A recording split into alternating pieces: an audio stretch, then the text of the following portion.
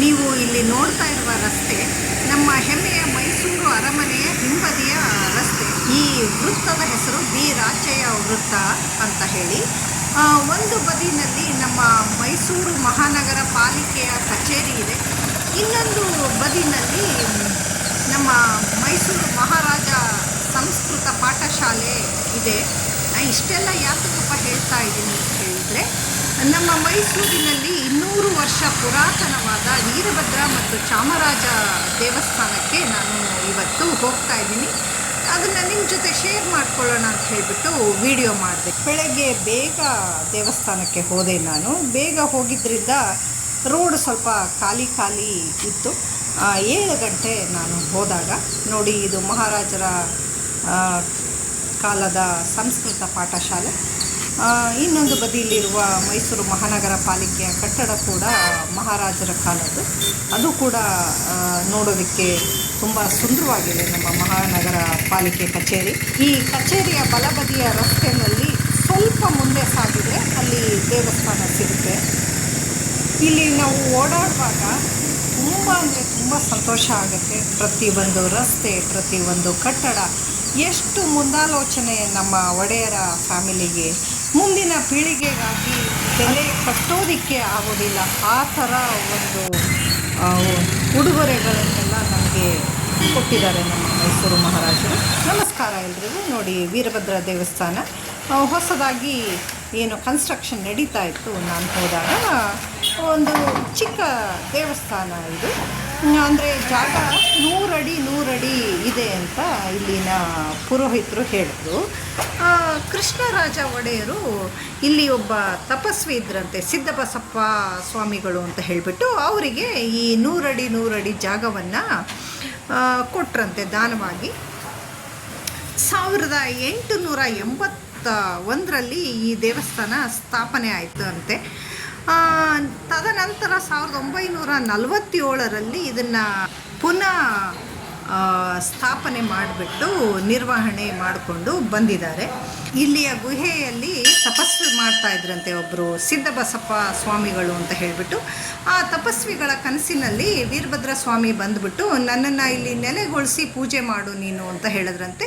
ಅದರಂತೆ ಸಿದ್ದಬಸಪ್ಪ ಸ್ವಾಮಿಗಳು ಮಹಾರಾಜರ ಹತ್ರ ಈ ವಿಷಯ ಹೇಳಿದ್ದಕ್ಕೆ ಮಹಾರಾಜರು ತುಂಬ ಸಂತೋಷದಿಂದ 100 ಅಡಿ ಜಾಗವನ್ನು ಕೊಟ್ರಂತೆ.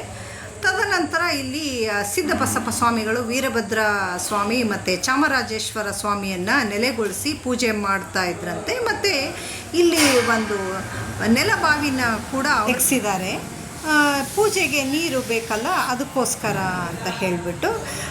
ತದನಂತರ ಇಲ್ಲಿ 1947ರಲ್ಲಿ ಮತ್ತೆ ಈ ದೇವಸ್ಥಾನನ ಪುನರ್ ನಿರ್ಮಾಣ ಮಾಡಿದ್ರು.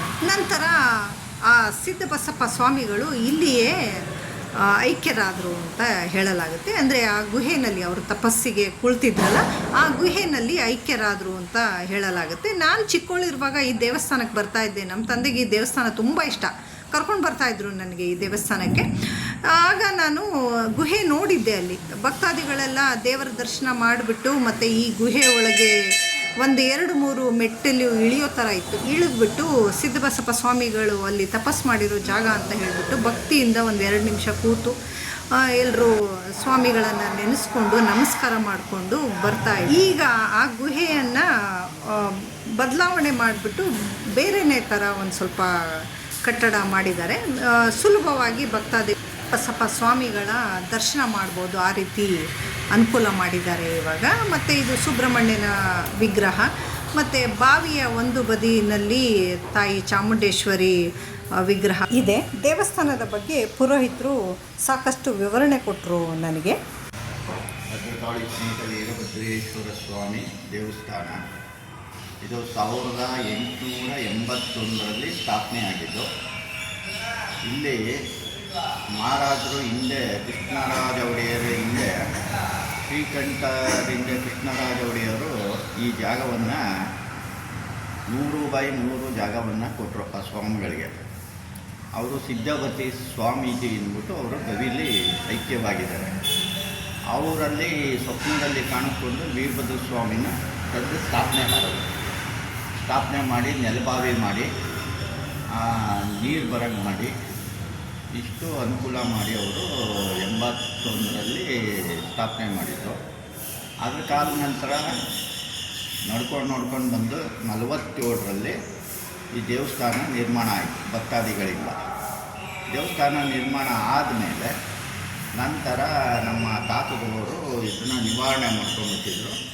ಅದ ನಂತರ ನಮ್ಮ ತಂದೆ 42 ವರ್ಷ ನಿವಾರಣೆ ಮಾಡ್ಕೊಂಬಂದರು.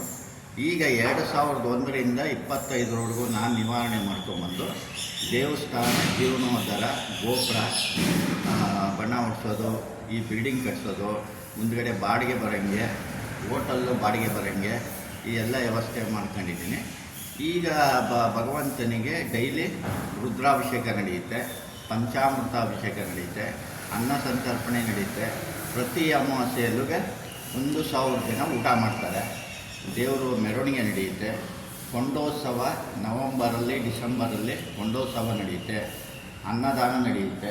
ಭಾಳ ವಿಜೃಂಭಣೆಯಿಂದ ದೇವಸ್ಥಾನ ನಡ್ಕೊಂಡು ಹೋಗ್ತಾ ಇದೆ.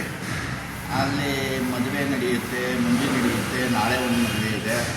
ಮತ್ತು ಬೇಕಾದಷ್ಟು ಜನ ನಾಮಕರಣ, ಆಮೇಲೆ ಆರಾಧನೆ, ಈ ಪೈಕಿ ಎಲ್ಲ ಮಾಡಿಕೊಂಡು ದೇವಸ್ಥಾನಕ್ಕೆ ಏನಿದೆ ಅದನ್ನು ಕೊಡ್ತಾರೆ. ಅದರಿಂದನೇ ದೇವಸ್ಥಾನ ನಡ್ಕೊಂಡು ಹೋಗ್ತಾರೆ.